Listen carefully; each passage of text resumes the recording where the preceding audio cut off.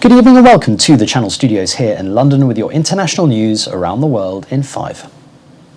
The top UN human rights official has said that there are credible reports of summary executions and serious violations by the Taliban, adding that the treatment of women would be a fundamental red line. I urge this council to take bold and vigorous action. Meanwhile, US troops are leading an increasingly desperate effort to airlift thousands of people out of Kabul after the Taliban warned they would allow foreign forces to carry out evacuations for just one more week. We have literally hours. UK Defence Secretary Ben Wallace has said it is unlikely that the 31st of August deadline to pull troops out of Afghanistan will be extended as it gets more and more dangerous. China has criticised the US withdrawal from Afghanistan, accusing Washington of having selfish foreign policy priorities. Beijing has also called for the US Army and its military partners to be held accountable for alleged rights violations in the country. US Vice President Kamala Harris has accused China of coercion and intimidation in the South China Sea, which has been a regional flashpoint for years. The United States will pursue a free and open Indo-Pacific. Her comments came during a trip to Singapore aimed at bolstering ties with partners in the region as part of Washington's efforts to counter China's growing economic and security influence. The US has called the rivalry with China the biggest geopolitical test of the century as it is diverting attention and resources into the Indo-Pacific region.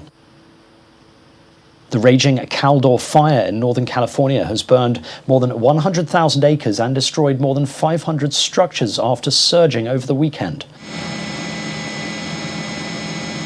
Nearly 43,000 Californians are under evacuation orders and more than 500 households are in shelters as government air monitors are recording some of the region's most hazardous conditions in years. Crews battling the blaze achieved a 5% containment as they can be seen here lighting backfires in order to create a perimeter for the advancing wildfire. At least 9 people have died and dozens of others have been injured as Hurricane Grace swept through eastern Mexico, bringing torrential rains and causing flooding and mudslides. Grace, a Category 3 hurricane, was blowing maximum sustained winds of 125 miles per hour when it slammed into the country's coast. The Mexican government has sent military troops to clear debris and carry out search and rescue work.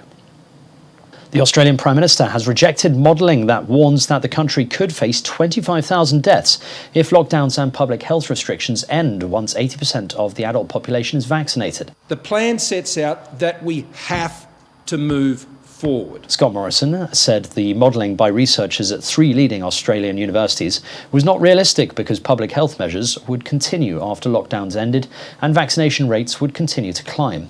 The federal government last month unveiled a 4-stage plan to relax restrictions once 70% of over 16s are vaccinated. Hakainde Hichilema has been sworn in as Zambia's president in front of cheering crowds at a stadium in the capital Lusaka. The ceremony is being attended by several heads of state as well as leaders of opposition parties from across the African continent. The 59-year-old, a veteran opposition leader, won the elections by a landslide last week. Chad's ex-ruler HISSENE HABRE has died at the age of 79 while serving a life sentence in Senegal.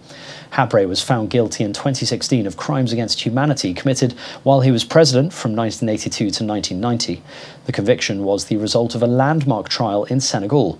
It was the first time an African Union-backed court had tried a former ruler for human rights abuses. A Belgian biomedical startup has launched clinical trials to determine whether antibodies derived from a llama could play a part in the fight against COVID-19.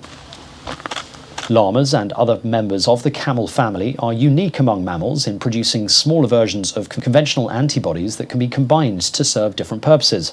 The small size of the antibodies makes them more stable and easier to reproduce and more versatile. And finally, a mechanic from Russia has installed flamethrowers onto a classic Soviet car. Vagan Mikalayan calls his creation Dragon and uses it at shows and car rallies across the country. It cost him just $300 to build and is not his first peculiar creation. He's also built a car with giant spider legs and one with huge wheels in the past. And that's your international news around the world in 5. Now back to the Channel Studios in Lagos.